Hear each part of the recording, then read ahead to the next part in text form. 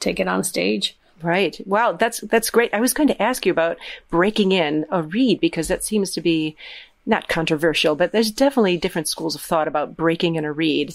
Yeah. I mean, I think every reed has a point where it needs to be played, and we want to play it, but we may not want other people to hear us playing it at that point. So perhaps it's just a terminology. Maybe, the term breaking in the reed is a little bit violent, but maybe encouraging it to evolve into the reed we would like it to be. Begging it, maybe, in certain circumstances. Well, reed making can be really stressful for some people. It can, be downright discouraging at times.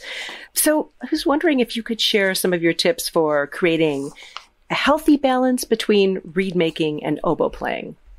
Well, I think the most important thing is to separate your practice time from your reed making time. Because if you mix it all up, all you're going to be doing is making reeds, because you're always frustrated with the reeds. They always could be this and this and this. But, we're oboe players, and of course we're reed players too, but, the reed needs to serve the player. We can't serve the reed. So I think that at some point you need to stop your reed making and really focus on your skills and your artistry as an oboist and as a musician. And I think that that's very helpful, just mentally as well. It's interesting. We have at the University of Michigan, every semester we have a reed challenge as one of our studio classes. And I'll have the students make a reed, depending on how old they are. But, the older students maybe have 5 minutes to make a reed, and the younger ones have longer. But they get up and they play a grand study with me on this reed that they just made in 5-10 minutes. And at first, they think that the purpose of the reed challenge is to teach them how to make a reed very quickly. And that's a good skill to have, definitely, because we'll all be in the situation at some point where we have to do that. However, the real teaching tool of that reed challenge is revealing to the student that they can get up in front of the class and they can play a Barrett grand study on a reed that they quickly made. So it's not a perfect reed by any stretch of the imagination. And invariably, they sound much better than they ever thought they would. And they realized, okay, it might not always be comfortable, but sometimes we have to get up and play on a reed that isn't 100% perfect. And not to say that we shouldn't be striving for that perfect reed, but, we're oboe players. And, we have to play on the reed that we have. Yeah. Plus there's just a psychological aspect to it when you're thinking, I have this big performance, and I don't know if anybody else is like this, but why do I always have these great reeds in my reed case the day after the performance? But leading up to it, I'm like, oh no, I don't have any good reeds.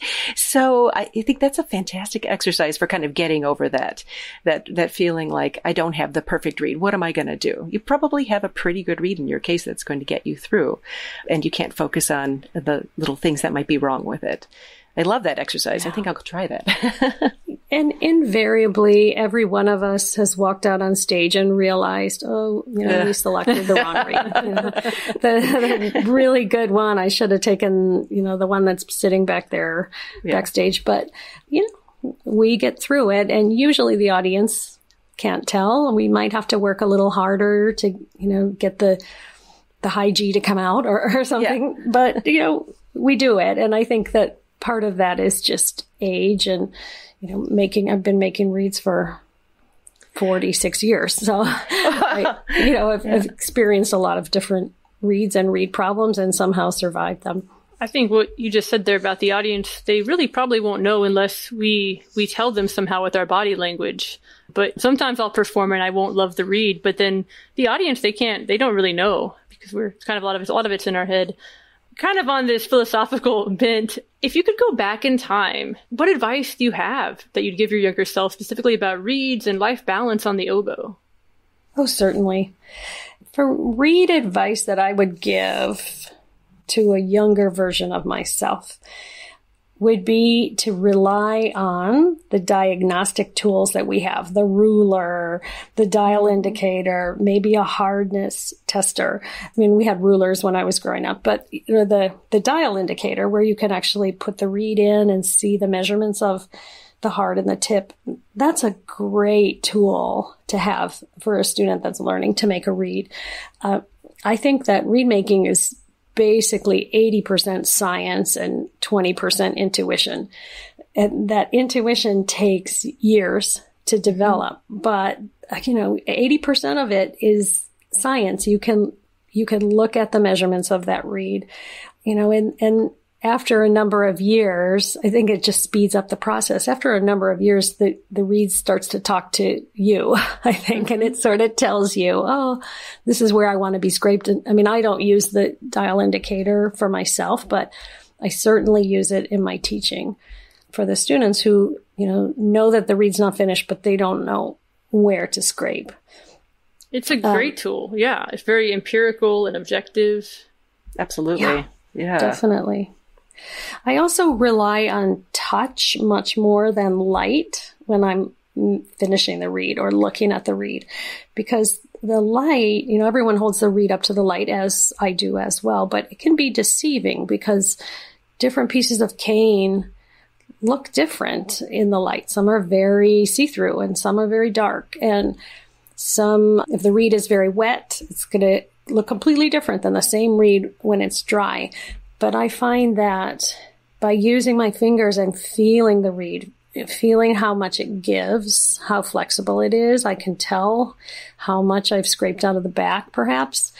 I also find that I want my reed to look very defined in the light, so I can clearly see 3 different parts of the reed.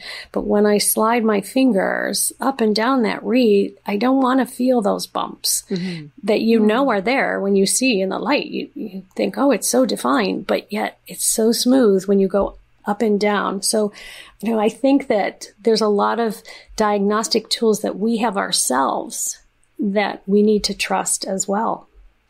Well, we'd like to finish by asking you about some unique perspectives that you bring to the art of reed making. And I think we've saved the best for last year. Although everything we've done has been phenomenal thus far. I want to talk about your ebook, Making Oboe Reeds from Start to Finish with Nancy Ambrose King.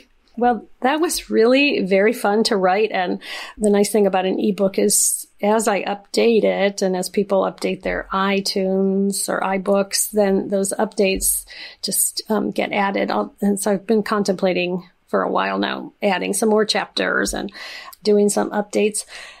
But I had never planned on writing an ebook, and this wonderful fellow named Kevin Chavez, who is an oboist living in New York City, he was working at Apple at the time, and he contacted me with this idea of writing an ebook or an iBook because it's through iTunes. And my first reaction was, I don't think I know enough about making reeds to write an ebook. I don't know where I would start. And as it turned out, I had done a double reed day at the University of California in Fresno, several years actually before that.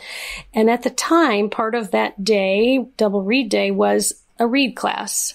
And there were a lot of people there, and they had a overhead projector with a camera.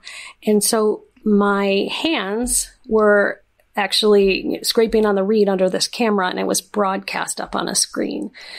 And he had videotaped that entire reed class, which I didn't know that he had done, but he had like photos of all the notes that were being broadcast up there, and he had little videos of my hands scraping, and he had an audio transcript of what I said.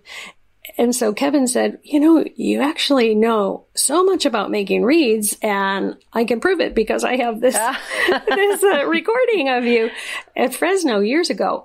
I said, wow, really? So then he was terrific. I couldn't have done it without him, but he basically started an outline for me and just asked me to begin writing about these various topics. And I really found once I started writing, a little bit like once I started talking on this podcast, once I started writing, it went very quickly. And I wrote the book in less than a month, probably 3 weeks, for the text portions. Uh-huh. Yeah. And then, it was a long time after that to do the embedded videos and to do the voiceovers and all that. But I'm really indebted not only to Kevin, but of course to my oboe teachers, Richard Kilmer, Harry Sargis, and Arno Mariotti, who really taught me everything I know about making reeds and had very different reed styles themselves. So it was really helpful for me to sort of synthesize those together into my own reed style, and hopefully it helps others along the way. That is just a wonderful book, and it's an invaluable resource. I think everyone probably should take a look at that and definitely download that book, because and I didn't realize that you were updating it all the time. That's so cool. Yeah, that's the benefit of an ebook, because, hard copy books come out with different editions, but then folks have to buy the entire book again. Yeah. So, but that said, I really haven't done much updating, but it's on my to-do list. Well, we'll look very much forward to that.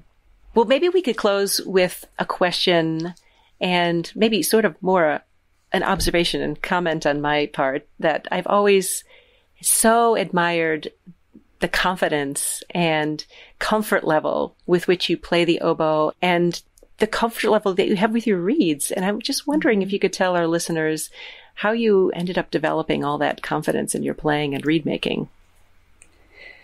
Well, thank you. I really think the bulk of it is just the wisdom that comes with age. And as I said, I've been making reeds for 46 years, and I started relatively early, which I think I really have to thank my first teacher, Mr. Mariotti, because I hadn't been playing the oboe for more than a couple of years. And he said, it's time to start that scrape. I do think it's very helpful to just start young, because, it does take a long time. But I think also I find that students tend to blame themselves for their bad reeds, thinking that it's something that they've done. And almost always they've just diagnosed the problem incorrectly. It's not their scrape. The scrape is not that difficult. We pretty much have it down in a couple of years, I would think, or a few years. I think knowing what is wrong with your reed is just diagnosing, how do I know? Is it the gouge? Is it my shape? Or is the blade of my gouge off center? Is it something with my tie? Because, we learn tying on first, and then a lot of times never think about it after that. But there's so many issues that can just, be traced back to that, first tying on the reed. So I think that the art of diagnosing the problems can be very mentally helpful, because the students and myself realize, what, I'm not doing anything wrong. There's something wrong with my equipment. I just have to figure it out. I know how to make a reed. I've been doing this a long time. If they're not working, it's not me. I just have to figure out what it is. Do I have bad cane? Let's try some new cane. Is my gouge off? Oh, let's really measure this thing and see what's going on. Is my shaper tip old and maybe getting time for a new one? It's getting worn down. But generally, I think if you make a bad reed, the same bad reed 3 times in a row, you got to stop and just say, oh, something's not right. And it's not me. Something's wrong in the process. And then start changing variables one at a time until you figure out what that problem is.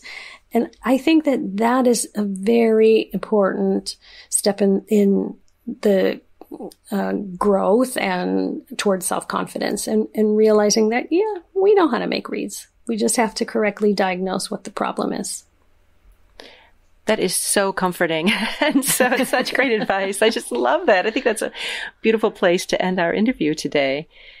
So I just want to thank you for being a guest today on Retalk. Thank you so much. This has been a real pleasure, and bravo on this wonderful project. And I'm sure it's going to help and facilitate a lot of great reads in the future.